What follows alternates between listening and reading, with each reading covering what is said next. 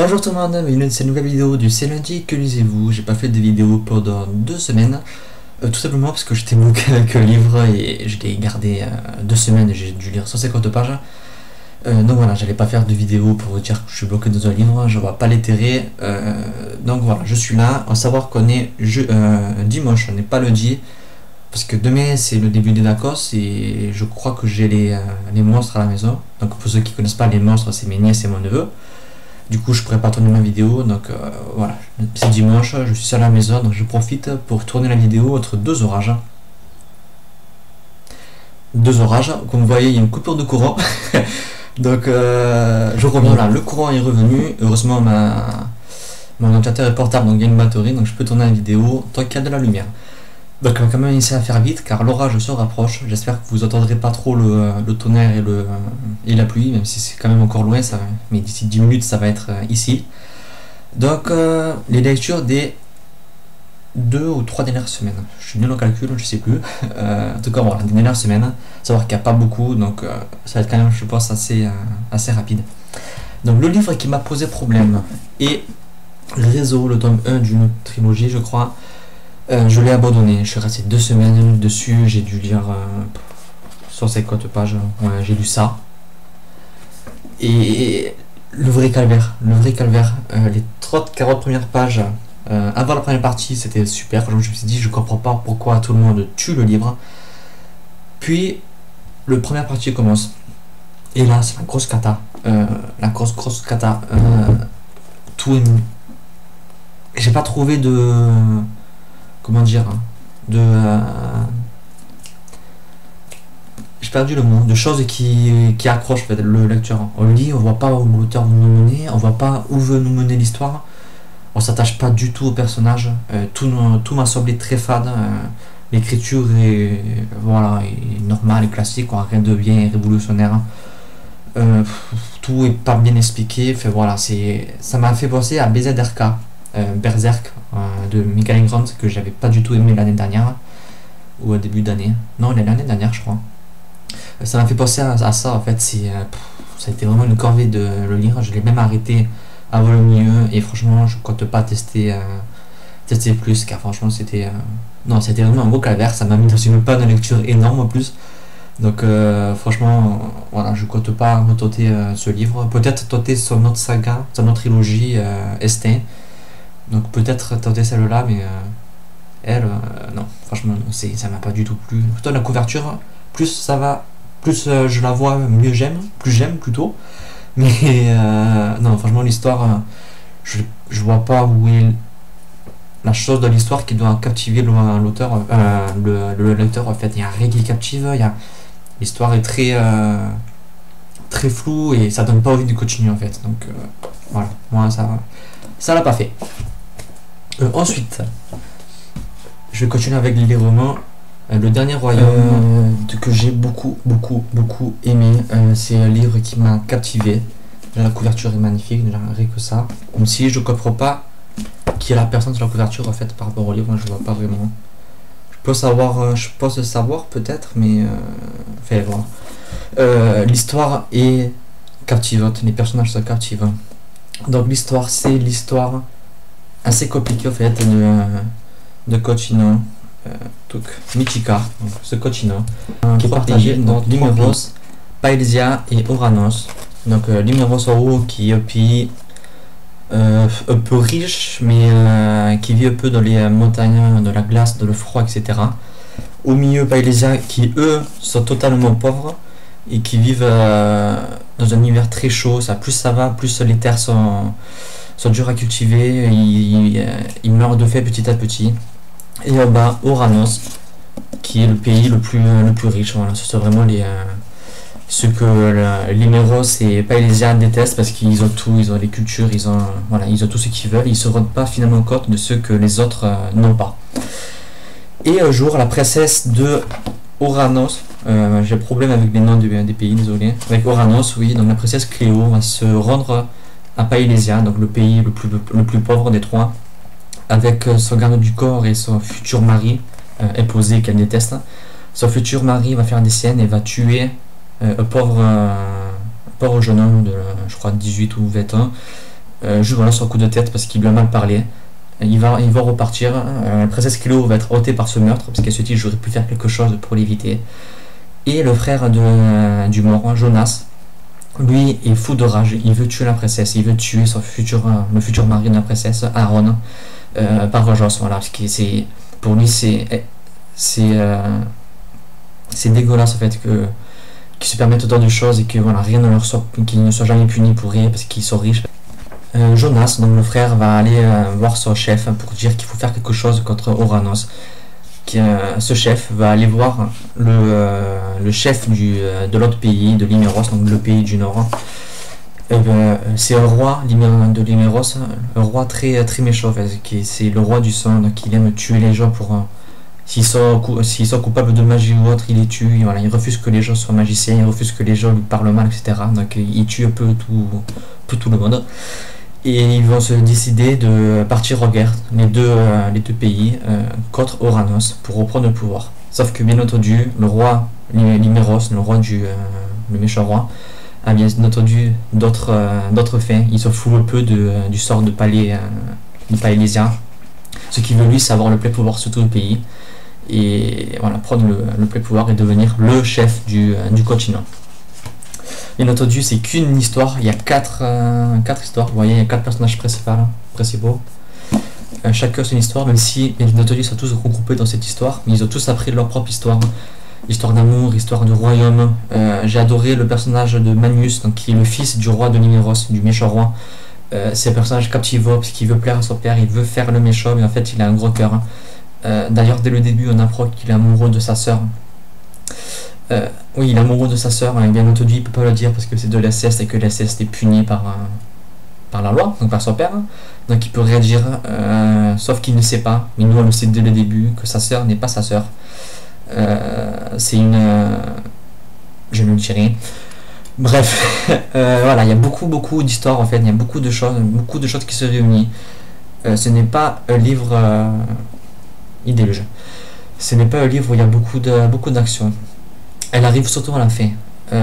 Et qu'elle fait les 100 dernières pages sont à sauter à pieds joints. Je faisais des mots que je lisais. Il y a un moment où j'avais les larmes aux yeux, c'était horrible.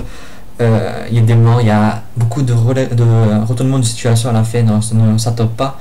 On a envie de crier, on a envie de dire mais pourquoi il y a voilà, c'est un univers vraiment riche, même si c'est vraiment finalement peu de choses. La magie est très peu présente, elle arrive un peu plus vers le 3/4 du livre, mais voilà, elle reste quand même très secondaire pour l'instant, même si vu la fin, le tome 2 devrait être bourré d'action et de révélations encore. J'ai très hâte de lire le second tome qui n'est pas sorti encore en VO. Il sort en décembre, le 13 décembre je crois, en Amérique, donc chez nous en été 2014 je pense.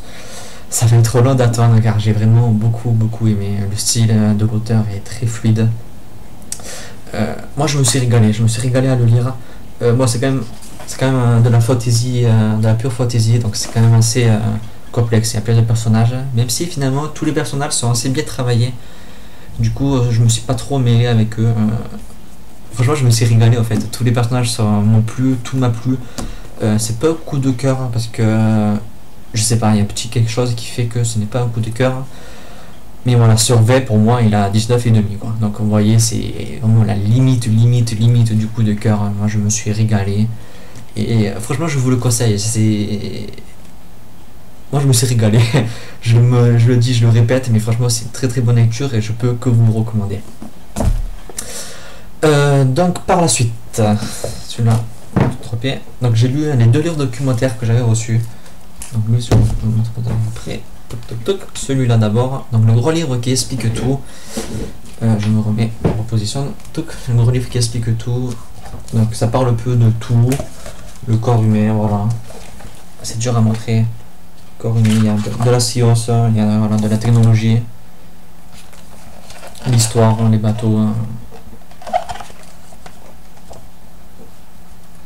Les dinosaures. Voilà, il y a plein de choses, il y a 80 pages je crois. Franchement c'est pas mal du tout. Il y a de très belles illustrations, de très bonnes informations. Et après moi il y a une chose qui m'a chagriné, c'est que parfois c'est quand même très compliqué. pas très compliqué, très... ils expliquent, mais ils partent du fait que l'on sait déjà des choses.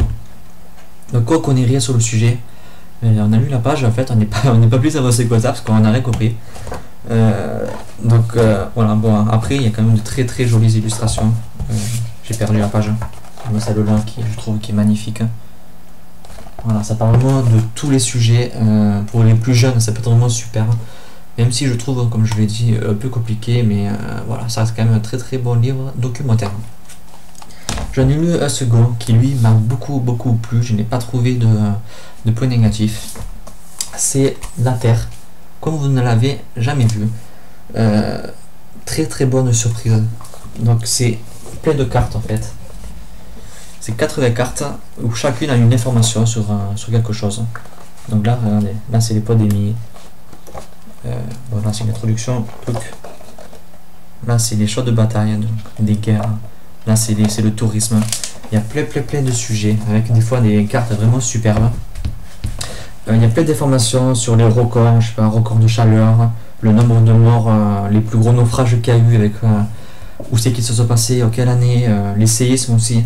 Enfin, voilà, que des choses comme ça qui sont vraiment super. J'avais prévu de vous montrer quelque chose, mais je ne trouve plus. Comme là, par exemple, les animaux disparus. Donc où ils se trouvaient, quand ils ont disparu.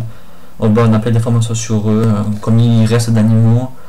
Voilà, des espèces menacées. Donc c'est vraiment captivant. Il y en a vraiment pour tous les goûts. Bon, des fois, on n'est pas vraiment captivé par ceux qui nous montrent. Mais franchement, c'est super. Ça nous fait prendre conscience aussi des choses, comme sur le réchauffement climatique, etc. Bon, là, je vous cherche une autre carte que j'avais adorée, mais je la trouve plus. C'était sur Internet. Et c'est sur des cartes où on voit vraiment la différence entre les pays pauvres et les pays riches. Comme là, voilà, celle-là, je l'ai adorée. Internet. Donc, les différentes connexions d'Internet. Donc, c'est là que se recote que c'est vraiment une toile d'araignée. Et on se rend compte que c'est la triade qui a fait toutes les grandes connexions. Donc l'Europe, Amérique et Japon, tout par là. Et vraiment, en fait, tous les pays les plus pauvres n'ont strictement rien presque.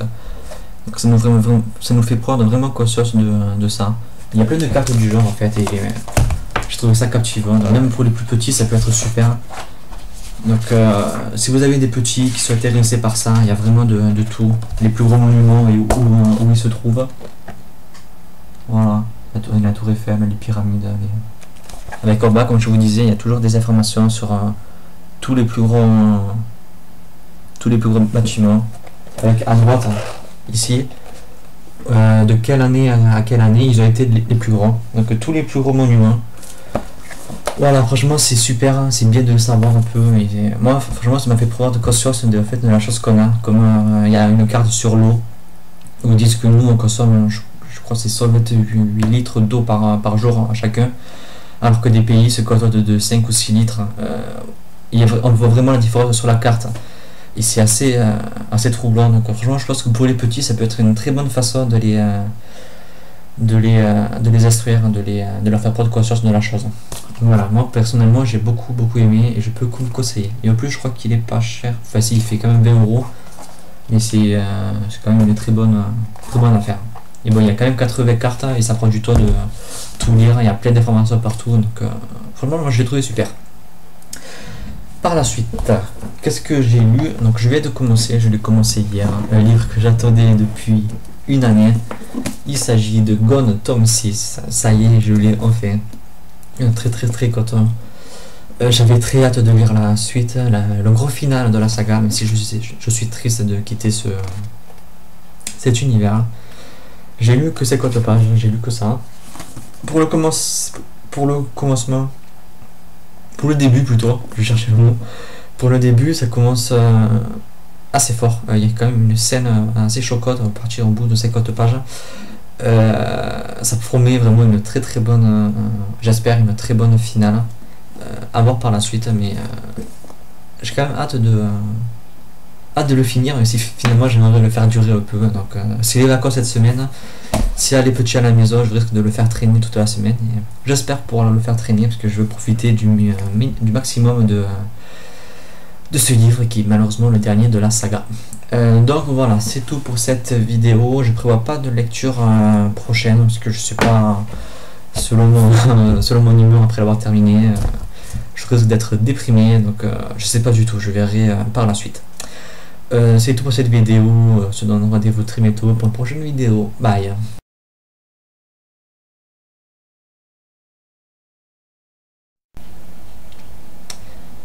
Coupure de courant.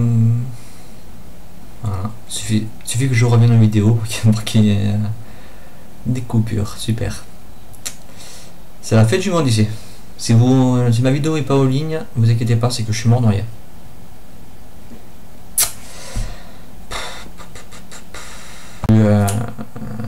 Bref, je couperai le montage.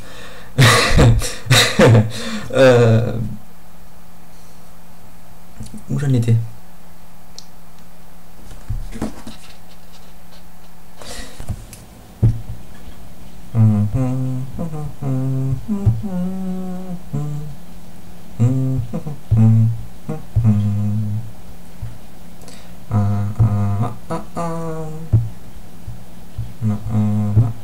Bon, je reviens ou quoi?